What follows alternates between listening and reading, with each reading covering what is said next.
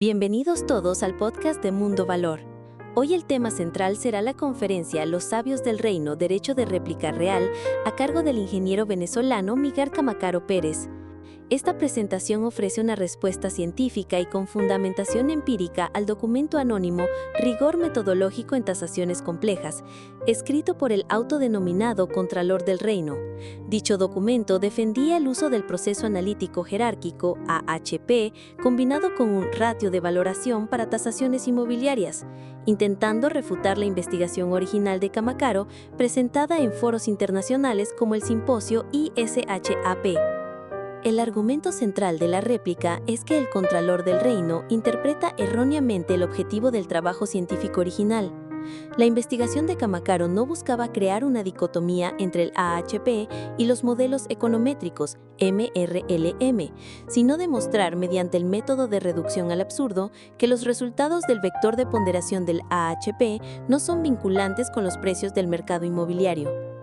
El punto principal de la crítica no es el AHP como herramienta de decisión, sino el ratio de valoración, calificado como un artificio matemático que no forma parte del método original de Tomassati y que no puede ser validado con analogías metodológicamente inválidas. La conferencia concluye que la defensa del Contralor del Reino carece de rigor científico y se basa en una argumentación sesgada. Se reafirma que la alta variabilidad, la falta de reciprocidad y la inestabilidad de los valores obtenidos con el AHP más ratio de valoración, demostradas en los diferentes escenarios del trabajo original, son una prueba de su poca fiabilidad. En última instancia, la réplica reafirma la conclusión original. El ratio de valoración es un procedimiento que no garantiza valores de mercado fiables. El audio proviene del análisis de 6 fuentes consultadas realizado con las herramientas Notebook-LM de Google y Google AI Studio. Aunque siempre habrá matices de interpretación entre el contenido de las fuentes y la respuesta de la herramienta de inteligencia artificial generativa, este episodio es un ejemplo fascinante de cómo la IA puede enriquecer nuestro canal con contenido innovador. Disfruten del programa. A ver, ¿cómo se le pone precio a algo tan único como un castillo medieval? O bueno, a cualquier cosa singular, en realidad, donde comparar es casi imposible, ¿no? Imagina valorar, yo qué sé, una infraestructura especialísima o una empresa muy nicho. Es complicado, sí. Hoy vamos a analizar un método que algunos proponen justo para estos casos difíciles. Uno que viene del mundo de tomar decisiones complejas y que se ha intentado adaptar para ponerle un precio en euros. Pero, ¿funciona de verdad? ¿Es fiable? Y sobre todo, ¿cumple las reglas del juego, especialmente las normativas? Pues tenemos sobre la mesa un conjunto de documentos muy interesante que va justo de eso. Hay una investigación inicial, la de Miguel Camacaro Pérez, que critica bastante fuerte el uso del proceso analítico jerárquico, el AHP, cuando se combina con un añadido que llaman ratio de valoración, el RV, para tasar inmuebles. Ajá. Y lo hace usando una especie de fábula real, con un rey, un castillo, para mostrar problemas de, digamos, inestabilidad en los resultados. Claro. Y como en toda buena polémica, pues hay una respuesta, ¿no? Un documento anónimo que firma alguien llamado el Contralor del Reino. Curioso nombre, sí. Defiende el método AHP plus TRV. Dice que el problema no es el método, sino que en la crítica original se aplicó mal o de forma incompleta. Y luego, claro, viene la contrarréplica que analiza esa defensa punto por punto. Y un elemento clave al final, ver si esta metodología, tal como se usa en los ejemplos, encaja con la normativa española de tasaciones, la Orden ECO 890-2003. Exacto. Nuestra tarea hoy es meternos a fondo en estos papeles. Vamos a desgranar los argumentos a favor y en contra de usar HHP con este ratio de valoración para sacar precios. Veremos el rigor metodológico que se propone, si las críticas tienen fundamento y, sobre todo, si es una práctica viable y legal según la normativa española. Algo importante también por su influencia en Latinoamérica. Perfecto, pues vamos a sumergirnos en este debate. Empecemos por el principio, por la polémica original, la investigación de Camacaro y esa fábula del Castillo N. El punto de partida es que, al usar este método AHP plus RV, el valor que salía para el castillo variaba una barbaridad con cambios mínimos en los datos de los castillos de comparación. Así es. La fábula ponía 5 castillos supuestamente comparables, más el castillo que querían valorar. el N. Al aplicar el método, los resultados eran súper sensibles. Por ejemplo, solo con quitar o añadir uno de esos 5 castillos comparables, la diferencia entre el valor más alto y el más bajo que obtenían para el castillo N superaba el 36%. Un 36%. Uf, eso es muchísimo. Suena a una volatilidad excesiva, ¿no? Para un método que busca ser preciso. Exacto. Intuitivamente chirría. Para entender por qué pasa esto, quizá necesitamos un repaso rápido de qué es exactamente el HHP. Claro. El proceso analítico jerárquico, AHP, es una técnica potente. La desarrolló Tomasati. Su idea original es estructurar problemas complejos para tomar decisiones, no para valorar.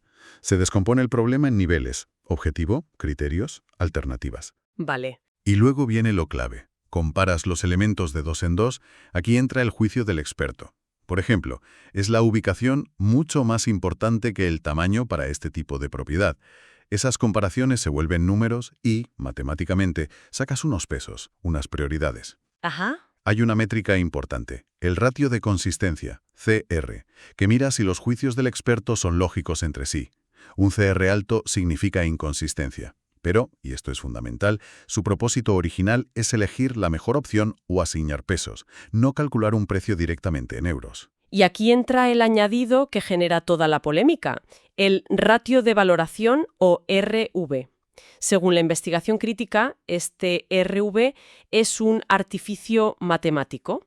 Sí, eso dicen. Mencionan que lo introdujeron profesores de la Politécnica de Valencia y que se adoptó en algunos sitios en Latinoamérica. Su función es coger esas prioridades de la HP, que son relativas sin unidades, y convertirlas en un valor monetario, en pasta contante y sonante. La crítica principal es que no parece haber una base empírica sólida que demuestre que este RV conecta de verdad esas prioridades subjetivas de la HP con los precios reales de mercado. Efectivamente. Y para intentar probar esa desconexión, la investigación de Kamakaro usa una prueba que llama Non-Ratio Reciprocity Test, o NRRT. La idea es bastante lógica, ¿eh? Si el método AHP plus RV es bueno valorando, debería poder estimar bien el precio de los propios comparables que usa como referencia. Claro, tiene sentido. Así que, en la fábula, fue sacando uno a uno los castillos comparables. Los trató como si fueran la incógnita a valorar, usando los demás. Y comparó el valor estimado por HIP plus RV con su precio de venta real, que se conocía. ¿Y qué salió de esa prueba? Suena revelador. Pues sí que lo fue. Las diferencias eran muy grandes. Por ejemplo, fíjate, uno de los castillos comparables, el Castillo 2, tenía un precio conocido de 1.200 unidades monetarias por metro cuadrado. Pues al valorarlo usando AHIP plus RV en distintos escenarios de la fábula, cambiando un poquito la muestra, se llegaron a obtener valores tan bajos como 384 cuadrado. Madre mía. Esto es un error NRRT de hasta el menos 68%. O sea, el método infravaloraba brutalmente un precio que él mismo usaba como dato de entrada. Y por otro lado, con el castillo más caro de la muestra, el Castillo 5, pasaba lo contrario. El error NRRT llegó a ser de casi un plus 65%. Una sobreestimación enorme. Vaya tela. Parece que el método tenía problemas serios para replicar los precios conocidos dentro de su propia muestra. Eso ya hace dudar de si sirve para estimar precios desconocidos. Exactamente. Es un indicio muy fuerte de que algo no funciona como debería. Además, observaron otro problema típico del HHP en algunas condiciones: la inversión de ranking. ¿Qué es eso? Pues que el orden de preferencia o valor relativo de los castillos cambiaba simplemente al modificar un poco la muestra de comparación. Eso también es un síntoma de inestabilidad del modelo. Ya. Y la investigación original, aparte del NRT, usó otras cosas como la reducción absurdum, llevar la lógica al extremo, y comparaciones con modelos de regresión lineal, los MRLM, con datos simulados o pocos datos. Y la conclusión general era que los pesos del HP, aunque útiles para decidir, no están conectados de por sí a los precios de mercado y el RV no parece arreglar eso de forma fiable. Claro, y ante estas críticas tan directas, pues surge la defensa. El documento anónimo del Contralor del Reino. Sí, este documento, con ese título tan rimbombante, Rigor metodológico en tasaciones complejas, viene a decir que, bueno, que esa inestabilidad que detectó Kamakaro no es un fallo del método HP plus RV en sí, sino de haberlo aplicado mal, de forma incompleta o sin el rigor necesario. La defensa del contralor se basa en dos pilares que él considera no negociables para que la HP plus RV funcione bien y dé resultados estables y precisos. El primero es aplicar el ratio de consistencia, CR, de forma súper estricta. Muy estricta. Sí, seguir a rajatabla los umbrales de Saati, menos del 5% de inconsistencia para matrices 3×3, menos del 10% para matrices más grandes. Si el CR se pasa, los juicios del experto no valen y hay que revisarlos hasta que cuadren. De hecho, el contralor presenta una versión que él llama corregida de una matriz de la fábula original, que tenía un CR un poquito por encima del límite, un 5.16%. Vale, buscar la perfección matemática en los juicios. ¿Y el segundo pilar? Ubicación, tamaño, estado, o incluso el modelo global ponderado, como si fuera un modelo independiente. Se calcula el ratio de valoración para cada uno y se usa la distancia Manhattan para ver cuál de ellos clava mejor los precios conocidos de los comparables. La distancia Manhattan. ¿Qué es exactamente? Pues, básicamente, suma las diferencias absolutas, el error en valor absoluto, entre los precios reales de los comparables y los precios que cada modelo recalcula para ellos. El modelo que tenga la suma de errores más baja, la menor distancia, se elige como el que, objetivamente, mejor se ajusta a los datos de mercado. Entiendo. Entonces, el contralor no solo defiende el método, sino que reconstruye la fábula aplicando estos dos pilares a tope. Le mete nuevas variables a los 5 castillos originales y al castillo N cualitativas, como clima, estilo arquitectónico, ubicación, y cuantitativas, como área de terreno y construcción. Sí, añade complejidad. Aplica el AHP asegurándose de que todos los CRs estén por debajo de los umbrales, calcula los ratios de valoración para cada criterio y para el modelo global. Usa la distancia Manhattan para elegir el modelo global como el mejor, porque minimiza el error total, y llega a un valor concreto para el castillo N, 6.176.403 unidades monetarias. Y va más allá.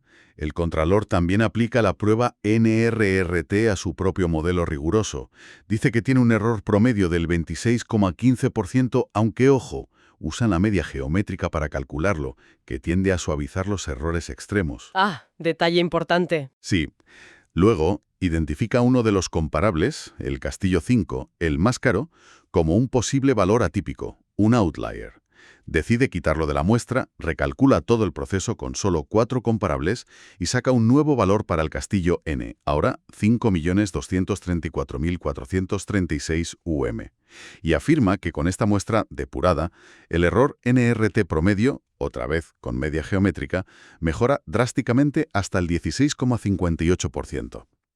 E incluso presume de mejorar la precisión más de un 70% respecto a la solución ingenua de hacer una simple media aritmética de los precios, aunque lo hace usando un índice de adecuación que no explica cómo se calcula.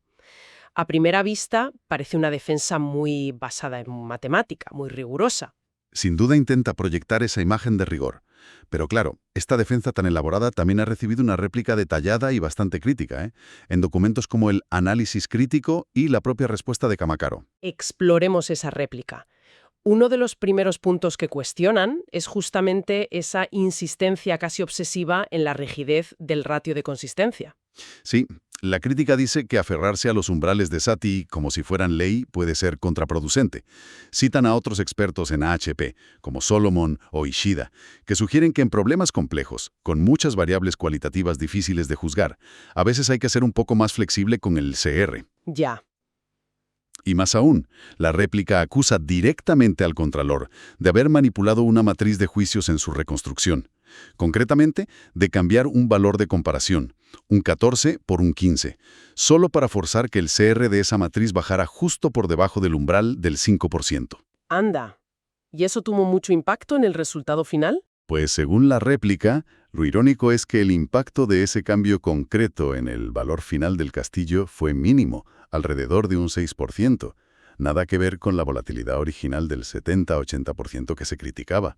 O sea que forzar esa consistencia milimétrica parece que no arregló el problema de fondo de la sensibilidad del método. Vaya. Otro punto de crítica fuerte es la distancia Manhattan, ¿no? Sí, la réplica la llama otro artificio matemático, parecido al propio ratio de valoración. Cuestionan por qué esa métrica en particular, que viene de la geometría y se usa en otros campos, es la ideal para elegir el modelo de valoración inmobiliaria más fiable. No parece haber una justificación teórica clara para este contexto específico. Y también critican duramente al Contralor por básicamente inventarse datos. ¿Cómo? Al añadir variables nuevas como bondad del clima o estilo arquitectónico a la fábula original y ponerles notas un 7, un 9, sin justificar de dónde salen esas escalas, cómo se miden objetivamente o si de verdad reflejan lo que busca el mercado con un estudio detrás. Parece un poco sacado de la manga para que el modelo cuadre. Ya, una construcción ad hoc, digamos. Y hay una crítica metodológica muy seria sobre cómo presenta el Contralor los errores de su propio modelo. Usa la media geométrica y valores absolutos para dar esos promedios del 26%-16%. La réplica dice que esto es estadísticamente engañoso. ¿Por qué? Porque oculta la dispersión real y si los errores son por arriba o por abajo. Detallan que en el modelo riguroso del Contralor con 5 comparables, los errores en RRT individuales iban de un menos 31% infravalorando a un plus 46% sobrevalorando. Incluso quitando el supuesto outlier y quedándose con 4, el rango seguía siendo amplio, de menos 33% a plus 27%. El promedio queda enmascar esta variabilidad y lo grandes que pueden ser los errores en casos concretos. O sea, que el promedio puede sonar bien, pero caso por caso los errores siguen siendo importantes. Y la supuesta mejora del 70% sobre la media simple también la desmontan, ¿no? Correcto. La réplica dice que es una comparación inválida, como comparar peras con manzanas. El valor refinado del Contralor que usa para esa comparación se basa en 4 comparables, tras quitar el outlier, mientras que la media aritmética ingenua se calcula con los 5 originales. No es justo comparar así. Además, insisten que, incluso aceptando el modelo riguroso del Contralor, la alta sensibilidad a la muestra, la crítica original de Camacaro, sigue ahí. Y como guinda, la réplica señala un montón de errores formales y descuidos en los anexos del documento del Contralor. ¿Errores formales? Sí, cabeceres de matrices que no cuadran, un lío con los puntos y comas como separadores decimales, capturas de pantalla de un software específico, SysDea, que no nombran el texto, y lo más llamativo, capturas con fechas futuras, agosto y diciembre de 2025, en un documento supuestamente de diciembre de 2024. Vaya, eso es raro. Como mínimo, sugiere falta de cuidado y podría levantar sospechas sobre cómo se hizo el análisis. Parece que la defensa, al intentar ser súper rigurosa, ha abierto la puerta a críticas metodológicas y formales también muy serias. Pero bueno, más allá de este debate técnico sobre matrices, ratios y distancias, hay un factor externo que lo cambia todo, especialmente en España. Nos referimos a la normativa, ¿verdad? El marco legal. Efectivamente. Y este punto es fundamental y a menudo se olvida en discusiones solo metodológicas. Hablamos de la Orden ECO 80-2003, que es la norma que regula en España las tasaciones inmobiliarias para ciertas finalidades financieras clave. ¿Y qué dice esa orden que sea tan importante aquí? Pues se establece un requisito muy claro. Para que una tasación sea válida, si se va a usar como garantía para hipotecas o para valorar activos de aseguradoras, fondos de inversión inmobiliaria o fondos de pensiones, que son usos súper habituales y muy regulados, la orden exige usar un mínimo de 6 comparables de mercado adecuados. 6 testigos. 6. Espera un momento. Si no recuerdo mal, en la fábula original de Camacaro se usaban 5 comparables y en la reconstrucción rigurosa del Contralor también eran 5. O incluso solo 4 después de quitar el supuesto outlier. Exacto. Has dado en el clavo. Aquí estamos ante un incumplimiento normativo directo y clarísimo. Usar menos de 6 comparables para esas finalidades reguladas, sin poder justificar excepciones muy estrictas, como demostrar que esos 5 son absolutamente todo el mercado que existe y tienes información perfecta sobre ellos, algo casi imposible para castillos, por ejemplo, invalida la tasación a efectos legales en España para esos fines financieros. Y las implicaciones prácticas de esto, me imagino que son bastante serias. Muy serias. Significa que una tasación hecha con este método, usando 5 o 4 comparables como en los ejemplos, simplemente no la admitiría un banco para dar una hipoteca sobre ese castillo, ni un regulador para valorar los activos de un fondo. El tasador que firmase un informe así podría tener problemas profesionales con el supervisor, que en España es el Banco de España. Claro. Y ojo que las modificaciones recientes a esta orden ECO, que entran en vigor en 2025, no relajan esta exigencia, sino que la refuerzan. Piden aún más justificación, trazabilidad y transparencia al elegir y ponderar los comparables. Entonces, todo este debate técnico sobre si el HP Plus RV es perfecto o no, casi que se vuelve secundario si la forma habitual de aplicarlo, con pocas muestras, porque es difícil encontrar comparables para cosas únicas, choca de frente con un requisito legal básico para muchos de los usos más importantes de una tasación. Es un baño de realidad normativa, ¿no? Sin duda. Pone toda la discusión metodológica en una perspectiva muy diferente, la de la aplicación práctica y la validez legal, el quid de la cuestión. Bien, hagamos una recapitulación final para que queden claras las ideas clave. Tenemos el AHP, que es una herramienta reconocida y potente para estructurar decisiones complejas, basadas en juicios de expertos. Eso está claro. Sin embargo, su adaptación para sacar un valor monetario directo en tasaciones, mediante ese añadido del ratio de valoración RV, es muy controvertida. Ya. Las críticas señalan problemas serios de volatilidad, falta de base empírica que conecte el RV con los precios de mercado y posibles maquillajes estadísticos en los resultados. Y frente a eso, la defensa que pide una aplicación ultra rigurosa del método, controlar la consistencia CR a tope y usar métricas como la distancia Manhattan para elegir objetivamente el modelo. Pero esta defensa también recibe críticas importantes, de ser demasiado rígida, de usar artificios matemáticos sin justificación teórica sólida para inmuebles, de posible invención de datos y de presentar resultados que podrían ocultar la variabilidad real sin arreglar del todo el problema de la sensibilidad a la muestra. Y sobrevolando todo este lío metodológico está el muro de la normativa. En España, la Orden ECO 805-2003 exige un mínimo de 6 comparables para tasaciones con las finalidades financieras más comunes. Los ejemplos que hemos visto, con 5 o 4, incumplen esto, lo que invalidaría su uso práctico en muchísimas situaciones reales aquí y probablemente en otros sitios con regulaciones parecidas. Por tanto, es crucial distinguir el propósito original del AHP, ayudar a decidir, de esta aplicación específica para valoración monetaria, HP Plus RV. Incluso en las versiones que se venden como más rigurosas, siguen existiendo elementos subjetivos importantes, elegir criterios, los propios juicios iniciales y, lo más importante, cumplir la normativa vigente es un requisito indispensable para que una tasación sea válida y útil, sobre todo en el mundo financiero regulado. Todo esto nos deja con una reflexión final para quien nos escucha. Ante el reto de valorar activos únicos donde faltan datos comparables, ¿qué enfoque es más prudente y profesional? ¿Es de verdad más riguroso buscar una precisión numérica milimétrica con métodos como el HHP plus RV, a pesar de las dudas y el riesgo de saltarse normativas clave?